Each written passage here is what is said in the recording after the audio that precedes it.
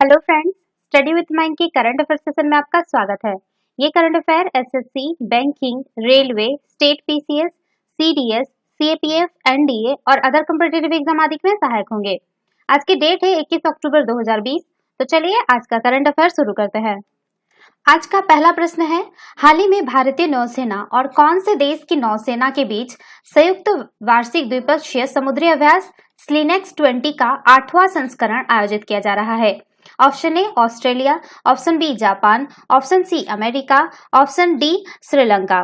देखिए, भारतीय नौसेना और श्रीलंका की नौसेना का संयुक्त वार्षिक द्विपक्षीय समुद्री अभ्यास स्लिनेक्स 20 का 8वां संस्करण 19 से 21 अक्टूबर 2020 तक त्रिकोमाली श्रीलंका के तट पर आयोजित किया जा रहा है।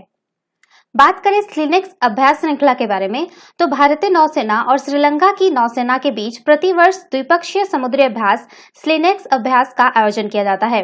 स्लिनेक्स अभ्यास की यह श्रृंखला भारत और श्रीलंका के बीच गहरे जुड़ाव को व्यक्त करती है, जिसने समुद्री क्षेत्र में आपसी सहयोग को मजबूत किया है। भारत और श्रीलंका की नौसेना के बीच बातचीत भी हाल के वर्षों में काफी बढ़ी है। यह भारत की नेबरहुड फर्स्ट की नीति और दोनों देशों के बीच तालमेल को दर्शाता है। साथ ही यह माननीय प्रधानमंत्री श्री नरेंद्र मोदी के व्यापक दृष्टिकोण के अनुरूप क्षेत्र में सभी के लिए सुरक्षा और विकास की कल्पना सागर के बारे में विचार व्यक्त करता है। स्लिनेक्स का पिछला संस्करण सितंबर 2019 में विशाखापट्टनम में आयोजित किया गया था। स्लिनेक्स 20 के बारे में बात करें तो श्रीलंका की नौसेना का प्रतिनिधित्व वहां के नौसैनिक जहाज सायुरा और गजाबहू द्वारा किया जाएगा। वहीं भारतीय नौसेना का प्रतिनिधित्व स्वदेश में निर्मित पनडुब्बी रोधी युद्धपोत करमाटा और क्लिंटन करेंगे। इसके अलावा भारतीय नौसेना के एडवांस लाइट हेलीकॉप्टर और चेतक हेलीकॉप्टर भी इस युद्धपोत पर तैनात होंगे। साथ ही समुद्री टोही गश्त विमान डार्नियर को भी इस युद्ध में शामिल किया जाएगा। स्लिनेक्स 20 का उद्देश्य परस्पर अंतर संचालनशीलता को बढ़ाना, आपसी समझ को ज्यादा परिपक्व करना और दोनों नौसेनाओं के बीच बहुआयामी समुद्री संचालन के बीच सर्वोत्तम प्रथाओं तथा प्रक्रियाओं का आदान प्रदान करना है। तो इसका सही आंसर होगा ऑप्शन डी श्रीलंका। चलिए नेक्स्ट क्वेश्चन पे चलते हैं। हाल ही में राष्ट्रीय सहकारी विकास निगम यानी एनसीडीसी द्वारा स्वास्थ्य सुविधाओं को स्थापित करने के लिए केंद्रीय कृषि मंत्री द्वारा कौन सी योजना का शुभारंभ किया गया है? ऑप्शन ए प्रोत्साहन योजना, ऑप्शन बी आयुष्मान सहकार योजना, ऑप्शन सी स्वास्थ्य कल्याण योजना, ऑप्शन डी आरोग्य सहभाग योजना। देखिए, केंद्रीय कृषि और किसान कल्याण मंत्रालय के अंतर्गत शीर्ष स्वायत्त विकास वित्त संस्थान राष्ट्रीय सहकारी विकास निगम यानी नेशनल कोऑपरेटिव डेवलपमेंट कॉर्पोरेशन ने सहकारी समितियों द्वारा देश में स्वास्थ्य सेवा के बुनियादी ढांचे के निर्माण में महत्वपूर्ण भूमिका निभाने के लिए आयुष्मान सहकार योजना की शुरुआत की है। इस योजना के तहत राष्ट्रीय सहकारी विकास निगम द्वारा स्वास्थ्य सुविधाओं को स्थापित करने के लिए सहकारी समितियों को कुल 10,000 करोड़ रुपए का ऋण दिया जाएगा। ध्यातव्य है कि आयुष्मान सहकार योजना की अवधारणा मुख्य तौर पर केरल मॉडल पर आधारित है, जहां सहकारी समितियों ने केरल के स्वास्थ्य क्षेत्र में सुधार करने में महत्वपूर्ण भूमिका अदा की है। राष्ट्रीय स्वास्थ्य नीति 2017 और आयुष्मान सहकार योजना के बारे में बात करें तो एनसीडीसी की यह योजना राष्ट्रीय स्वास्थ्य नीति 2017 पर ध्यान केंद्रित करने के साथ ही अपने सभी आयामों में स्वास्थ्य प्रणालियों को आकार देने के उद्देश्य से स्वास्थ्य क्षेत्र में निवेश, स्वास्थ्य सेवाओं के संस्थान, प्रौद्योगिकी तक पहुंच, मानव संसाधन विकास, किसानों को सस्ती स्वास्थ्य देखभाल सेवाएं इत्यादि को सम्मिलित करती है। इसमें अस्पतालों, स्वास्थ्य सेवा, चिकित्सा शिक्षा, नर्सिंग शिक्षा, पैरामेडिकल शिक्षा, स्वास्थ्य बीमा एवं समग्र स्वास्थ्य प्रणालियों जैसे घटकों को व्यापक रूप से शामिल किया गया है। आयुष्मान सहकार योजना में अस्पताल के निर्माण, आधुनिकीकरण, विस्तार, मरम्मत, नवीनीकरण, स्वास्थ्य सेवा और शिक्षा के बुनियादी ढांचे के साथ ही योग कल्याण केंद्र भी स्थापित किए जाएंगे। भारतीय प्रधानमंत्री द्वारा शुरू किए गए राष्ट्रीय डिजिटल स्वास्थ्य मिशन के अनुरूप आयुष्मान सहकार योजना देश के ग्रामीण क्षेत्र में स्वास्थ्य अवसंरचना को मजबूत करने में मदद करेगी। चूंकि ग्रामीण क्षेत्रों में सहकारी समितियों की उपस्थिति काफी मजबूत है, इसलिए इस योजना के माध्यम से ग्रामीण क्षेत्र में स्वास्थ्य सुविधाओं को व्यापक स्तर पर पुनर्जीवित करने में मदद मिलेगी। भारत सरकार द्वारा शुरू किए गए किसान कल्याण कार्यक्रमों को मजबूत करने की दिशा में यह योजना सहायक सिद्ध होगी। तो इसका सही आंसर होगा ऑप्शन बी आयुष्मान सहकार योजना। चलिए नेक्स्ट क्वेश्चन पे चलते हैं। हाल ही में भारतीय शोधकर्ताओं के एक दल ने कांच के क्रिस्टल में बदलने की प्रक्रिया का रहस्य जानने में सफलता हासिल कर ली है। इस दल का नेतृत्व कौन से भौतिक विज्ञानी द्वारा किया गया? Option A Vibha Chaudhary, option B K S Krishnan, option C Satyendra Nath Tripathi, option D professor Rajesh Ganapati. देखिए, भारतीय वैज्ञानिकों ने कांच के क्रिस्टल में बदलने की प्रक्रिया का रहस्य जानने में सफलता हासिल कर ली है। उन्होंने पहली बार कांच से क्रिस्टल में बदलाव की पूरी प्रक्रिया की परिकल्पना की है। उनका कहना है कि इस खोज से तरल परमाणु कचरे के सुरक्षित निस्तारण में मदद मिल सकती है, जो हमारे पर्यावरण के लिए तेजी से बड़ा खतरा बनते जा रहे हैं। साथ ही दवा उद्योग में भी इस खोज में बेहद मदद मिलेगी। शोधकर्ताओं के एक दल ने इस साल भौतिकी में शांति स्वरूप भटनागर पुरस्कार विजेता प्रोफेसर राजेश गणपति के नेतृत्व में कांच के क्रिस्टल के बदलते प्रक्रिया का अध्ययन किया है, जिसे डीविट्रिफिकेशन कहा जाता है। इस टीम में केंद्रीय विज्ञान व प्रौद्योगिकी विभाग के Jawaharlal Nehru centre for advance scientific research के प्रोफेसर गणपति के अलावा भारतीय विज्ञान संस्थान के प्रोफेसर अजय सूद और उनकी स्नातक छात्रा दिव्या गणपति शामिल थे। इन सभी ने मिलकर कोलाइडल कणों से बने कांच की गतिशीलता का कई दिन तक विश्लेषण किया। इस दौरान उन्होंने कांच में छिपी सूक्ष्म संरचनात्मक विशेषताओं का निस्तारण करने वाली एक पैरामीटर की पहचान की। सॉफ्टनेस कहे जाने वाला यह पैरामीटर ही विचलन यानी डीविट्रिफिकेशन की सीमा तय करता है। एक शोध report nature physics science journal में प्रकाशित हुई है। इसमें पाया गया है कि कांच के जिस हिस्से में सॉफ्टनेस पैरामीटर ज्यादा हावी होता है वो क्रिस्टल में बदल जाता है। तो इसका सही आंसर होगा option D professor Rajesh Ganpati. चलिए नेक्स्ट क्वेश्चन पे चलते हैं। हाल ही में न्यूजीलैंड के प्रधानमंत्री के रूप में किसे चुना गया है? Option A Ken Williamson, option B Mike Hesson, option C Jacinda Ardern, option D Harriet Harman. देखिए, न्यूजीलैंड के प्रधानमंत्री जेसिंडा अर्डन ने एक ऐतिहासिक चुनावी जीत हासिल की है। वर्ष 1996 में अनुपातिक प्रतिनिधित्व प्रणाली की शुरुआत के बाद से पहली बार जेसिंडा अर्डन की लेबर पार्टी ने न्यूजीलैंड में सबसे बड़ा बहुमत हासिल किया है। ध्यातव्य है कि जेसिंडा अर्डन को हालिया चुनाव में कोरोना वायरस महामारी के विरुद्ध उनकी सफलता का काफी लाभ प्राप्त हुआ है और इसी सफलता की बदौलत जेसिंडा अर्डन को कुल वोटों का 49% हासिल हुआ है, हिस्सा प्राप्त हुआ है। 40 वर्षीय जेसिंडा अर्डन वर्ष 2017 में न्यूजीलैंड की 40वीं प्रधानमंत्री बनी थी और तभी से वे लेबर पार्टी का नेतृत्व कर रही है। 26 जुलाई 1960 को न्यूजीलैंड के हैमिल्टन शहर में जन्मी जेसिंडा अर्डन मात्र 18 वर्ष की उम्र में लेबर पार्टी में शामिल हो गई थी और अपनी मेहनत तथा नेतृत्व क्षमता की बदौलत उन्होंने वर्ष 2008 में न्यूजीलैंड की संसद में प्रवेश किया। इससे पूर्व वे ब्रिटेन के पूर्व प्रधानमंत्री टोनी ब्लेयर और न्यूजीलैंड के पूर्व प्रधानमंत्री हेलन क्लार्क के लिए एक स्टाफ सदस्य के तौर पर कार्य कर चुकी है।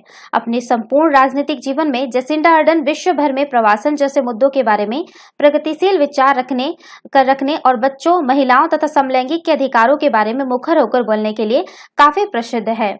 तो इसका सही आंसर होगा ऑप्शन सी जेसिंडा अर्डन। चलिए नेक्स्ट क्वेश्चन पे चलते हैं। हाल ही में कौन से अंतर्राष्ट्रीय संस्था के सदस्य देशों के शोधार्थी अब भारतीय प्रौद्योगिकी संस्थानों में शोध एवं अनुसंधान कर सकेंगे? Option A ASEAN, option B G20, option C SAARC, option D NATO. देखिए, आसियान देशों के शोधार्थी अब भारतीय प्रौद्योगिकी संस्थान में शोध एवं अनुसंधान कर सकेंगे। आसियान PhD फेलोशिप प्रोग्राम के तहत पहले बैच का चयन प्रक्रिया पूरी हो चुकी है। पहले बैच में Indonesia, Malaysia, Philippines, Singapore, Thailand, Brunei, Vietnam, Laos, Myanmar और कंबोडिया के शोधार्थी हैं। केंद्रीय शिक्षा मंत्री रमेश पोखरियाल निशंक ने इन छात्रों को संबोधित किया। उन्होंने कहा कि भारत शिक्षा का ग्लोबल हब बनेगा। यह फेलोशिप कार्यक्रम इसी दिशा में उठाया गया एक कदम है। प्रधानमंत्री मोदी ने 2018 में गणतंत्र दिवस की पूर्व संध्या पर आसियान यानी दक्षिण पूर्व एशियाई देशों के संगठन देशों के प्रतिनिधित्व की उपस्थिति में फेलोशिप प्रोग्राम की घोषणा की थी। उन्होंने उम्मीद जताई है कि इन शोधों से भारत ही नहीं बल्कि पूरी दुनिया लाभान्वित होगी। इस मौके पर शिक्षा राज्य मंत्री संजय धात्रे, IIT दिल्ली के निदेशक V रामगोपाल राव भी उपस्थित थे। तो इसका सही आंसर होगा ऑप्शन ए आसियान। चलिए नेक्स्ट क्वेश्चन पे चलते हैं।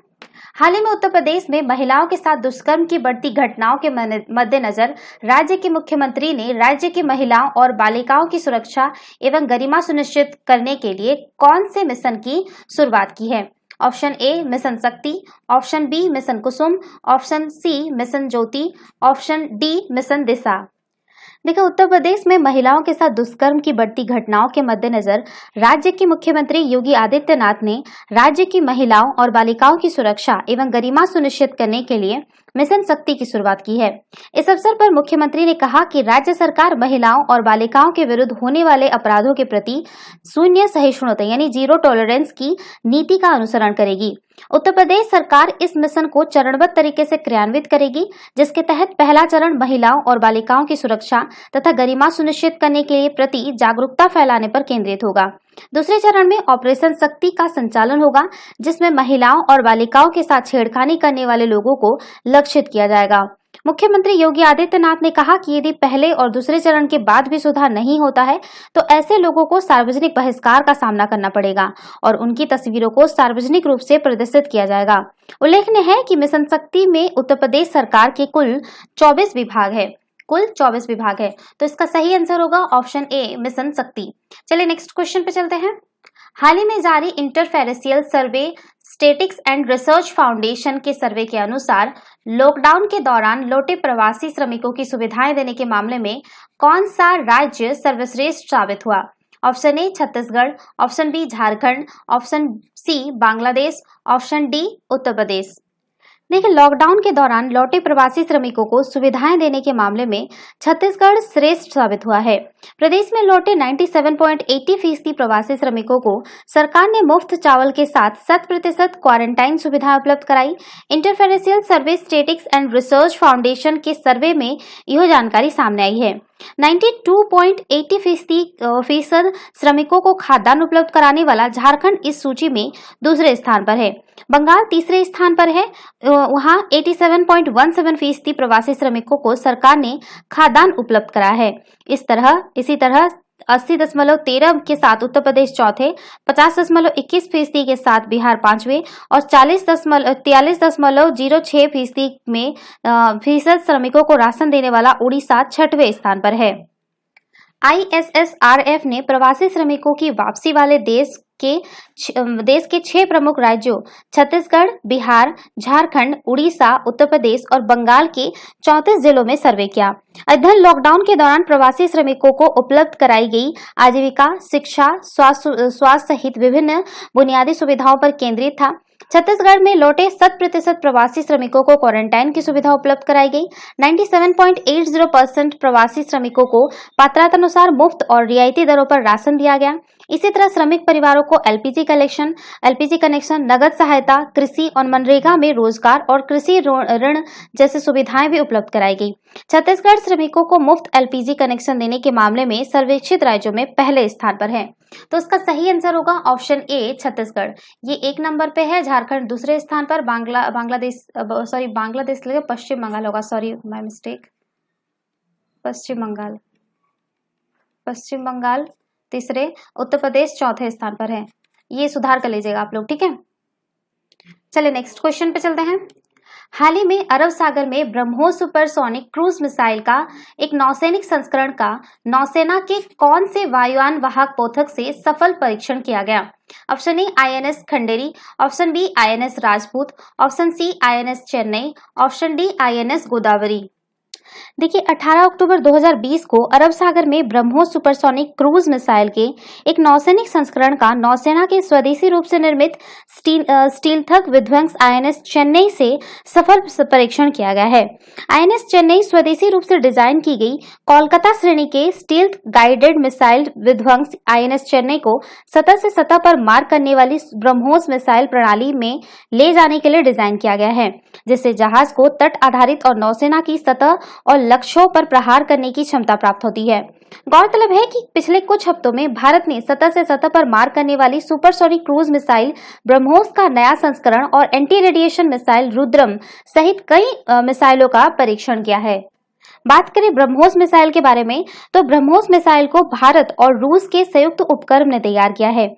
भारत रूस का संयुक्त उद्यम BrahMos aerospace supersonic cruise missile का उत्पादन करता है। इसका नाम भारत की ब्रह्मपुत्र नदी और रूस की मास्कोवा नदी के नाम पर रखा गया है। यह एक क्रूज मिसाइल है, किंतु अब इसकी गति 2.8 मैक होती है, अर्थात इसकी मारक क्षमता ध्वनि की गति से भी 3 गुना अधिक होगी, जो एक सुपरसोनिक क्रूज मिसाइल कहलाती है। इसकी लक्ष्य भेदन क्षमता अचूक है, इसलिए इसे दागो और भूल जाओ यानी फायर एंड फॉरगेट मिसाइल भी कहा जाता है। यह परमाणु हथियार ले जाने में भी सक्षम है। इसे पनडुब्बी, एयरक्राफ्ट, हवा और जमीन से दागा जा सकता है। ब्रह्मोस सुपरसोनिक क्रूज मिसाइल से पहले संस्करण को वर्ष 2005 में भारतीय नौसेना में शामिल किया गया था। तो इसका सही आंसर होगा ऑप्शन सी, INS चेन्नई। चलिए नेक्स्ट क्वेश्चन पे चलते हैं। हाल ही में कौन से राज्य में सभी सरकारी मदरसों व संस्कृत विद्यालयों को बंद किए जाएंगे? Option A Goa, option B Punjab, option C Assam, option D Kerala. देखिए, असम के शिक्षा मंत्री हेमंत बिस्व शर्मा ने कहा कि राज्य में सभी सरकारी मदरसों व संस्कृत विद्यालयों को बंद किया जाएगा। इसकी अधिसूचना नवंबर में जारी कर दी जाएगी। बिस्व शर्मा ने एक संवाददाता सम्मेलन में कहा कि यह कदम असम के माध्यमिक शिक्षा बोर्ड के तहत छात्रों की नियमित शिक्षा सुनिश्चित करने के लिए उठाया गया है। मदरसा शिक्षा बोर्ड भंग करके सभी सरकारी मदरसों को सामान्य में तब्दील कर दिया जाएगा और इसमें सभी को नियमित छात्रा के तौर पर प्रवेश दिया जाएगा। अंतिम वर्ष के छात्रों को उत्तीर्ण होने की अनुमति दी जाएगी। उसके साथ इन स्कूलों में प्रवेश लेने वाले सभी छात्रों को नियमित छात्रों के तौर पर अध्ययन करना होगा। उन्होंने कहा कि एकरूपता लाने के लिए सरकारी खर्च पर कुरान पढ़ाने की इजाजत जारी नहीं रखी जा सकती, क्योंकि तब अन्य समुदायों के लिए भी धार्मिक शिक्षा के प्रावधान की जरूरत होगी। उन्होंने बताया कि असम में 610 सरकारी मदरसे हैं, उन पर प्रतिवर्ष 260 करोड़ रुपए खर्च होता है। शर्मा ने कहा संस्कृत विद्यालयों को कुमार भास्कर वर्मा संस्कृत विश्वविद्यालय को सौंपा जाएगा। तो इसका सही आंसर होगा ऑप्शन सी, असम। चलिए नेक्स्ट क्वेश्चन पे चलते हैं। हाल ही में किस देश में फरजाद बी गैस क्षेत्र के विकास और गैर निकासी की लंबे समय से अटकी परियोजना से भारत को हटाया जा सकता है? Option A Iran, option B Saudi Arab, option C Oman, option D Qatar. देखिए, भारत ईरान संबंधों के विशेषज्ञों के अनुसार ईरान के फरजाद-बी गैस क्षेत्र के विकास और गैस निकासी की लंबे से समय से अटकी परियोजना से भारत को हटाया जा सकता है। विशेषज्ञों के अनुसार अब ईरान ने फारस की खाड़ी की फरजाद-बी परियोजना का काम अपनी घरेलू कंपनी को देने का निर्णय किया है। गौरतलब है कि इसी वर्ष जुलाई में ऐसी खबरें आई थी कि ईरान ने भारत को चाबहार रेल परियोजना से बाहर कर दिया है। हालांकि बाद में ईरान ने उन मीडिया रिपोर्टर्स का खंडन किया है जिनमें कहा गया था कि भारत को चाबहार रेलवे प्रोजेक्ट से बाहर कर दिया गया है। फरजाद बी परियोजना के बारे में बात करें तो ईरान स्थित फरजाद बी ब्लॉक में गैस के विशाल भंडार की खोज 2008 में भारतीय कंपनी ONGC विदेश लिमिटेड ने की थी। OVL ने ईरान के इस गैस क्षेत्र के विकास पर 11 अरब डॉलर खर्च करने की योजना बनाई थी। OVL ने अप्रैल 2011 में इस गैस फील्ड के विकास को प्रस्ताव ईरान सरकार द्वारा अधिकृत वहां की राष्ट्रीय company national Iranian oil limited oil company के सामने रखा था। इस पर नवंबर 2012 तक बातचीत चलती रही, लेकिन अनुबंध तय नहीं हो सका था क्योंकि कठिन शर्तों के साथ साथ ईरान पर अंतर्राष्ट्रीय प्रतिबंधों के चलते भी प्रगति मुश्किल हो गई थी। अप्रैल 2015 में ईरान के पेट्रोलियम अनुबंधन के नियम के तहत बातचीत फिर शुरू हुई और अप्रैल 2016 में परियोजना के विकास के विभिन्न पहलुओं पर विस्तार से बात होने के बावजूद किसी निर्णय पर नहीं पहुंचा जा सका। अमेरिका द्वारा ईरान पर नवंबर 2018 में फिर आर्थिक प्रतिबंध लगाने से तकनीकी बातचीत पूरी नहीं की जा सकी। चूंकि ईरान इस समय सख्त अमेरिकी आर्थिक प्रतिबंधों से जूझ रहा है, दूसरी तरफ OVL के प्रस्ताव पर ईरान ने अभी तक कोई निर्णय नहीं किया है। भारतीय कंपनियों का एक समूह इस परियोजना पर अब तक 40 करोड़ डॉलर खर्च कर चुका है। तो इसका सही आंसर है ऑप्शन ए, ईरान। तो ये थे आज के करंट अफेयर। वीडियो पसंद आए तो लाइक, शेयर और कमेंट करना ना भूलें। साथ ही साथ चैनल को सब्सक्राइब करना ना भूलें। Thanks for watching. Have a nice day. Take care.